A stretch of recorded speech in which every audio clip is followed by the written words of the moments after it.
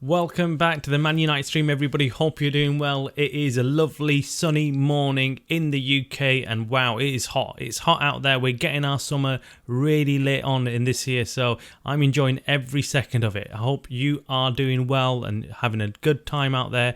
It is middle of the week, and we have got lots of news in today's show all around Manchester United. We've got lots going on. We've got the whole Jadon Sancho fallout from Sunday's statement that he made against Erik ten Hag and what's going on with that. Even though we're on international break, there's lots and lots of information coming out on Jadon Sancho and what is going to happen to him. We also had the news that Antony had been removed from the Brazilian squad, further to the allegations made against him by an ex-girlfriend that he domestically abused her, he assaulted her. There's an official case against Antony in Brazil, so the Brazilian FA have taken that decision to remove him from the squad. Now this puts a lot of pressure on Manchester United just because they've just dealt with the Mason Greenwood issue, and now everyone's looking over at Manchester United to see what Manchester United are going to decide. Will they take him out? Will they not? This is a really difficult situation for Manchester United because Antony has started playing well in the last couple of games and they'd want to keep him in the squad. They're short on players.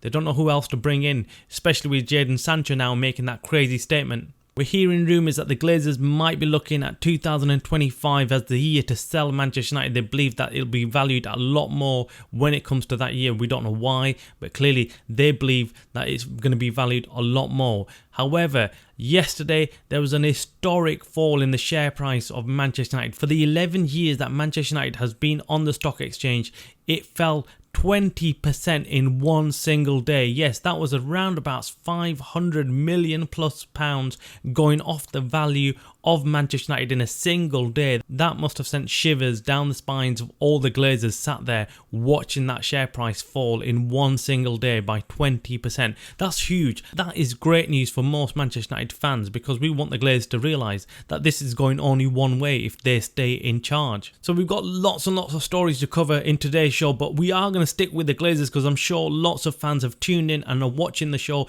just to find out a lot more about the Glazers and the takeover. So let's jump into the show with the Glazers and what's going on. As most of you fans will already know, the Glazers last November decided to make a statement saying that they're going to be looking at strategic opportunities for Manchester United going forward in investment and possibly a sale, but they never actually mentioned the word sale. They've never actually said that they were going to sell Manchester United. But within the statement, it was insinuated that they might be looking at a sale if that is the best option for Manchester United and the Glazers. So since that statement, two bids were received by two different people, two different parties. One was Sir Jim Ratcliffe, the other one was Sheikh Yassim of Qatar. Both bids were very different to each other. Sheikh Yassim wanted full ownership of Manchester United, wanted the Glazers out and wanted to take over 100% of the club, did not want it to be in the hands of anybody else. Sir Jim Ratcliffe, on the other hand, he's a bit more laid back. He said the Glazers can stay on at Manchester United, holding some kind of shares at Manchester United, but he would take over the majority of the shares at Manchester United and be the key player within the club. But since these two bids came into the Glazers have not even gone back to these bidders saying yes or no or even negotiating. But clearly from the sources that we've been in touch with, they have said the Glazers never really intended to sell the club. They were looking at strategic opportunities, which meant they were looking at someone to come in and invest heavily into Manchester United, allowing them to then go and spend that money in things like the stadium, like the training facilities. What is clear is that the Glazers wanted a lot more money than what's been put on the table for them right now. The bids that received from Sir Jim Ratcliffe and Sheikh Yassim, they feel are well below what they expected from Manchester United. Now, both of these bids are almost double what the value is of the stock market right now for Manchester United. So the share price indicates what the value is of the club entirely. So you can quite easily work out what Manchester United is worth right now, currently, if you were to go out there and buy the entire shares of Manchester United. Now that's worth around 3 billion. So Manchester United currently on the stock exchange is worth £3 billion to anyone who comes in and wants to take over. Now both Sheikh Yassim and Sir Jim Ratcliffe were already prepared to pay over the odds for the club. They already knew what the value was. On paper the value was 3 billion and they were prepared to come in and pay double what the value actually was on paper. Now that's crazy to begin with. It's like going and buying a car. Why would you pay double the price of that car? I think the perfect example is if you and I went out to buy a car. We saw a car, it's worth $30,000. So it's worth $30,000 and we're like, right, okay, on paper, that's how much it's valued at. But the seller turns around and says, I want $60,000 for this car. I don't want $30,000. Now, the problem is if we buy that car for $60,000 and walk away, we know that we can't sell it for $60,000. At that moment in time, it will be worth half what we paid for it. It'll be worth $30,000. And this is the problem with Manchester United and the buyers out there. They know that on the stock market, Manchester United is worth £3 billion. But the Glazers feel that Manchester United is worth even more than $6 billion. They feel that by 2025, the club will be worth $10 billion. It might be, it might not be. Nobody knows. But right now, the way the Glazers are running the club, it probably be worth less than that. It'd be worth less than $3 billion if they carry on the way they do. But we already know what happened. The Glazers saw what happened with Chelsea. Chelsea sold for £2.5 billion and they were like, wow, if Chelsea is selling for £2.5 billion, we could go out there and at least sell the club for £8 billion. This is Manchester United. But the reason why Chelsea sold for £2.5 billion was not just because of the team and the club's success. It was because of the real estate value of the stadium. Yes, Stamford Bridge is in a very, very high value area of London, the capital city of England. It's worth a lot of money. Billions of pounds just in itself. Stamford Bridge and the land around it alone would be probably worth more than United's entire facilities. That includes Old Trafford, Carrington, everything. And that's why it's really difficult to compare the price of what Chelsea sold for and what Manchester United should be selling for. Now, since that report on the weekend by the Mail on Sunday about the Glazers not willing to sell Manchester United and holding out until 2025, we've had another report come out by the journalist Mike Keegan. Now, he's reported earlier this month that the sale will be going ahead and it'll be happening sometime in October. He's come out and said essentially the same thing again, that the Glazers are looking to sell and will be selling. An announcement will be made soon. Now, Mike Keegan is a reputable journalist. He's not tier 1 journalist. He's not the best in class, but he is somewhere there below and he does give you some decent stories. And to be fair, he has been accurate on some of the stuff that's been coming out of Manchester United, especially around the Mason Greenwood issue. He was spot on with everything that was happening at Manchester United and was getting the news before anybody else. Now, we don't know what Mike Keegan's real intentions are and whether the stories that he's releasing are true or not. But what we do know is that the share price dropped 20% dramatically in one single day yesterday, and then Mike Keegan is coming out again saying that the sale is still on.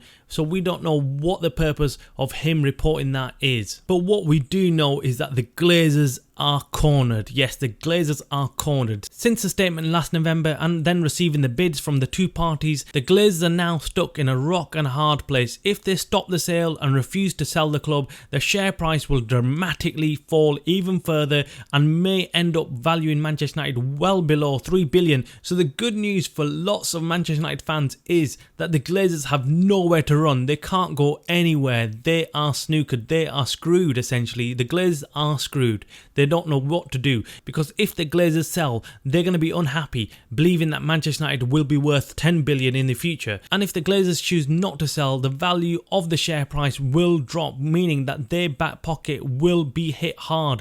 And any investment that the Glazers are looking for will be really hard to come by because the share price will be so low. Any bank or investment firm that the Glazers do approach for any investment will look at the share price. They will not be like Sheikh Yassim or Sir Jim Ratcliffe and offer more than what the share price is saying. They will stick exactly to what the share price is, and that's where the Glazers are going to get screwed. And ultimately, this is what greed gets you. It gets you screwed. Either way, the Glazers are now shafted. The offers the Glazers received from both Sheikh Yassim and Sir Jim Ratcliffe were amazing offers, amazing business deals. The Glazers only really spent $200 million of their own personal money in buying Manchester United, and what a return that is. From $200 million, they will end up making £6 billion as a result. £6 billion, but that's not enough for them. They don't want to make $6 billion, they want to take it to £10 billion, and that's when they'll be prepared to sell Manchester United. The greed of these people is absolutely shocking. It's just on another level. The same greed eats the Glazers up. They feel like if they sell Manchester United right now for $6 billion, but what if that what if kills the Glazers. What if it's worth a couple of more £billion in 2025?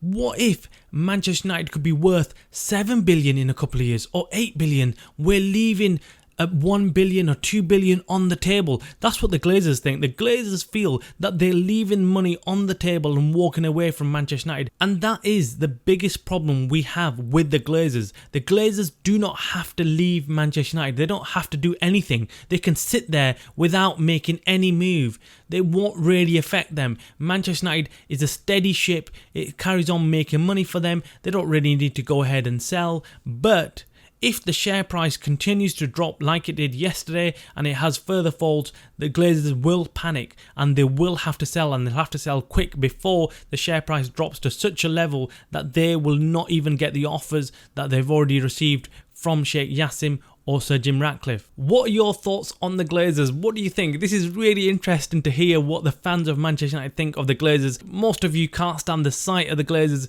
and you want them out, but what would be your ideal situation of them leaving? Do you as fans have any idea of how to get rid of the Glazers? It'll be really interesting to know what you guys think of the Glazers and what is the number one idea that will get rid of the Glazers, or what do you think will finally get rid of the Glazers? What do you think affects the Glazers the most, and what do you think they care about the most?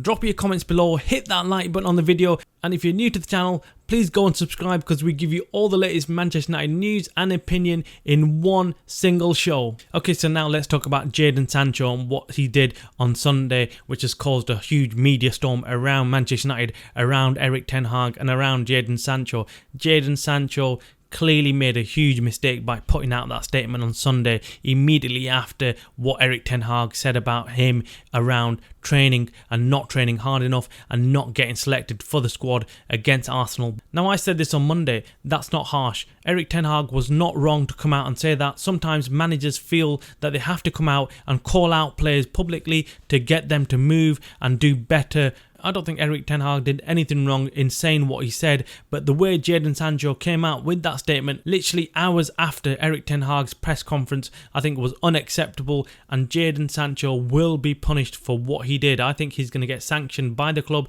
for bringing the club into disrepute. I think Jadon Sancho will face a huge fine, and I think Manchester United and Erik ten Hag will be looking to sell him as quick as possible. January looks like the most realistic time when Manchester United will be looking to accept offers for Jadon Sancho. Unfortunately, I think that is the end of Jadon Sancho at the club. I wish Jadon Sancho did actually come out there and did prove himself and became a better player and started getting selected with Erik ten Hag. But I think that's going to be really, really hard, especially with Jadon Sancho having called out Erik ten Hag publicly and undermined him as a manager. But let's wait and see. Hopefully he sorts himself out. Hopefully he starts playing better. He starts working harder in training. And you never know, he might actually get into the good books of Ten Hag.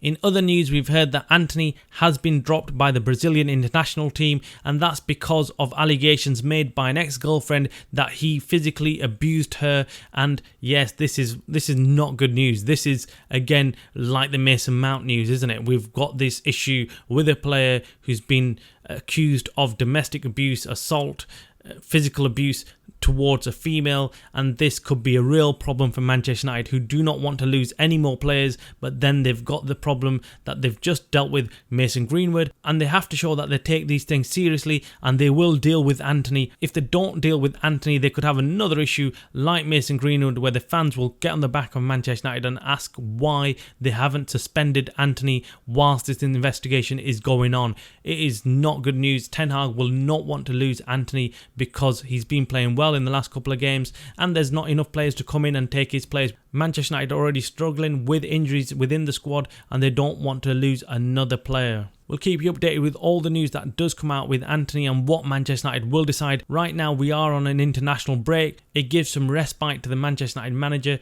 and the people around Manchester United who are having to make these difficult decisions about whether to drop Antony, whether to sanction Sancho. It's a very difficult time being involved in Manchester United right now. We need to steady the ship and get the team sorted out and get all the politics and the media mayhem away from the club. And the key reasons why I feel this is all happening happening is because of the circus going on around the takeover and the Glazers. The Glazers need to understand that they are causing all this chaos and uncertainty around Manchester United, and they just need to get on their bikes and get out of the club. The Glazers need to say goodbye, need to pocket whatever money that they're getting and get the hell out of here. Hit that like button, subscribe to the channel. You are watching the Man United Streamer channel by the fans for the fans. Goodbye.